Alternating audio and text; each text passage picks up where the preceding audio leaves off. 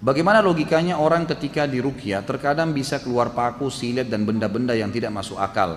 Dari mana asal semua itu? Karena tidak pernah merasa makan benda tersebut. Kenapa kebanyakan jika kesurupan lebih banyak kaum perempuan? Bolehkah pengobatan orang yang kena sihir dengan sihir pula? Tentu ini ada 3 pertanyaan ya. Kalau dari mana asalnya benda-benda itu?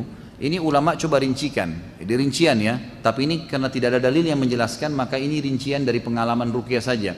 Kebanyakan orang-orang yang keluar benda-benda tajam dari tubuhnya itu memang benda itu dimasukkan dengan cara sihir dengan 2 cara, di makanan yang dia konsumsi atau memang ada jin yang memasukkan ke dalam tubuhnya.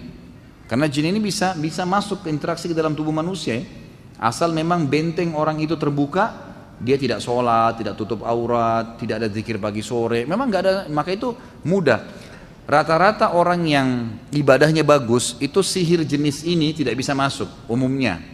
Kebanyakan orang-orang seperti ini memang lemah, tameng-tameng di tubuhnya itu tidak ada ibadah gitu kan. Tapi kalau orang ada ibadahnya insya Allah tertanggulangi. Jadi ini memang ada dimasukkan, bisa dengan makanan yang dia konsumsi tapi disembunyikan oleh para ya dukun-dukun ini dengan cara sihir, karena itu tidak didampak atau memang jin-jinnya yang memasukkan ke dalam tubuhnya. Maka ruqyah membongkar itu sama dengan susuk kan? Susuk yang dimasukkan dengan cara dimantra-mantrain akhirnya masuk ke dalam tubuhnya. Itu kalau dibacain ayat bisa keluar memang susuknya. Buhul yang ditanam gitu kan.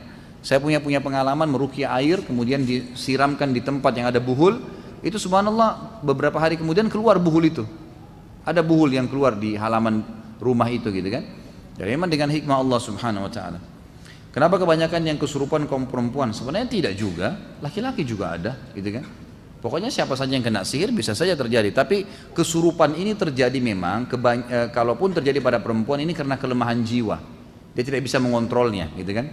Kalau orang dia terganggu nih, tapi dia dengar ruqyah, dia coba konsentrasi dengar. Nah ini biasanya tidak bisa kesurupan, setannya malah kena. Kesurupan itu biasa karena kelemahan jiwa dia.